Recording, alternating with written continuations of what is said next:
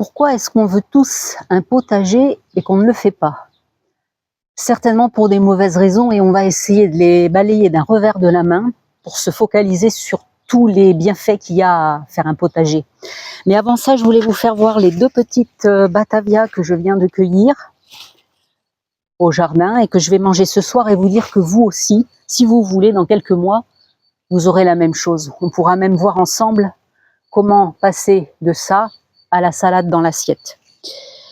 Et puis tout à l'heure, en fin de vidéo, je vous parlerai d'un 5e légume hyper facile à cultiver, dont je ne vous ai pas parlé dans ma précédente vidéo, que vous pourrez planter tout de suite et dont vous mangerez le fruit d'ici 4 à 5 semaines. Alors pourquoi est-ce qu'on n'ose pas faire un jardin? En général, parce qu'on ne sait pas, on dit qu'on n'a pas le temps, on dit qu'on n'a pas la place, et on pense que ça va nous coûter de l'argent à investir. Alors certes, il faut un petit peu de temps pour s'occuper d'un potager, c'est pour ça que je vous dis commencez par un petit potager, 15, 20, 40 mètres carrés, ça vous occupera 2-3 heures par semaine, et en plus le potager ça demande du temps, surtout au printemps et en été, les jours rallongent, et franchement, quand vous savez que vous sortez du boulot et que vous allez vous occuper du jardin, ça fait du bien. Les journées sont plus longues, on a le temps de le faire. J'ai pas la place, c'est un petit peu la même chose. On a toujours quelques mètres carrés qui traînent.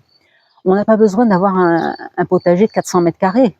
On peut commencer avec peu, en faisant des structures verticales, comme j'ai déjà montré, et démultiplier la superficie et la productivité. On choisit bien les légumes qu'on veut cultiver pour avoir ceux qu'on mange et qui nous font plaisir, qui nous font faire des économies.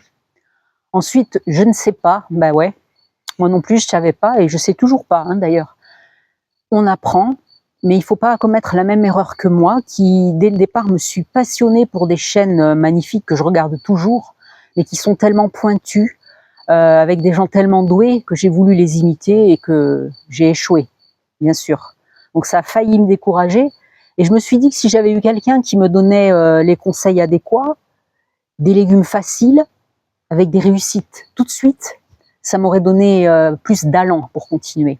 C'est pour ça que moi j'essaye de le faire, pour vous accompagner même si vous ne savez pas, parce qu'il n'y a pas de tabou, on se trompe, on se dit nos erreurs, on se donne des conseils, on est entre nous. C'est pas un concours. L'argent, ça va me coûter cher? Non. Qui n'a pas au fond du garage un arrosoir qui traîne et un râteau ou une fourche?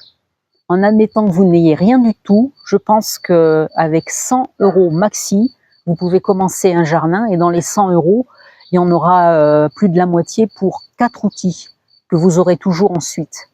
Râteau, fourche, serre-fouette, un petit croc à 3 dents. On parle beaucoup de la grelinette, mais quand on a une petite superficie, la fourche peut très bien remplacer et faire le boulot de la grelinette. Il faudra acheter un sac de terreau, un arrosoir et après vos graines ou des plants.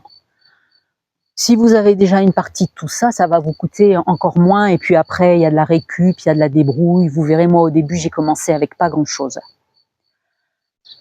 Par contre, quels sont les bénéfices à avoir un jardin? Alors ils sont nombreux. Déjà pour vous personnellement, ça fait un bien fou au mental, on s'aère, on est au milieu du vivant, on a une fierté personnelle à produire quelque chose et à l'offrir aux gens qu'on aime. Ensuite, ça vous permet de tisser des liens vraiment profonds avec vos enfants ou avec vos petits-enfants. Parce que je peux vous assurer que si vous leur apprenez à jardiner petit à petit, à faire des semis, des repiquages, à récolter, à arroser comme il faut, à la bonne heure, au bon endroit, et peut-être même à cuisiner, ils vont aimer les légumes. Donc ça sera des moments inoubliables, je peux vous le dire, parce que je parle de ce que je connais. Et puis, le potager va vous permettre de manger des choses saines, parce qu'on nous dit qu'il faut manger des fruits et des légumes tous les jours, mais ce qu'on achète en grande surface, je suis désolée, c'est produit en Espagne ou je ne sais pas où. Si vous regardez les reportages, ça vous dégoûte. C'est bourré de pesticides parce qu'il faut pas qu'il y ait de maladies. C'est bourré d'engrais parce qu'il faut que ça grossisse vite, il faut que ça soit productif. Si vous faites un potager, vous verrez qu'il faut du temps pour faire pousser un légume. Ça se respecte un légume. C'est comme un poulet. Est-ce qu'on mange un poulet qui a 40 jours? Ben non, il est gonflé. Il est gonflé aux hormones, il est gonflé à je ne sais pas quoi. Mais si vous avez déjà vu des poulets dans une basse-cour, avant de les manger, il va se passer des mois.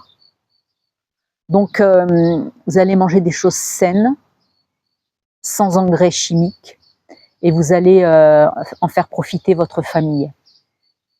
Voilà, j'espère que ces petits arguments vont vous motiver pour commencer un petit jardin, pas à pas. Et donc, dans ma vidéo précédente, je vous ai parlé de 4 légumes simples à cultiver: la tomate, la salade, les pommes de terre, les haricots. Et là, je vais vous ajouter un 5e, c'est la courgette. Alors la courgette, vous pouvez l'acheter, il y a encore des plants en jardinerie, vous en mettez 2 minimum pour la pollinisation des fleurs. Et un plant de courgette, quand il fait beau, 1 mois après, il va vous donner des courgettes. Des courgettes qui vont se garder, que vous allez pouvoir laisser dans la cuisine, sur le buffet. Pas besoin de les mettre au réfrigérateur. Et 10 jours après la cueillette, elles seront fermes, elles seront pas pleines d'eau, elles seront pas moisies ni pourries. Et quand vous allez les faire cuire, vous allez voir que ça demande un peu plus de temps, parce que ce n'est que de la matière. On ne vous vend pas de l'eau au prix de la courgette. Donc n'hésitez pas à me faire part de vos hésitations, à me poser des questions. Enfin, j'ai envie qu'on partage, qu'on parle de nos échecs, de nos réussites, et qu'on s'entraide mutuellement pour que tout le monde ait son petit potager. À bientôt. La prochaine fois, je vous parle de l'arrosage, ou plutôt du non-arrosage de mes tomates depuis que je les ai plantées.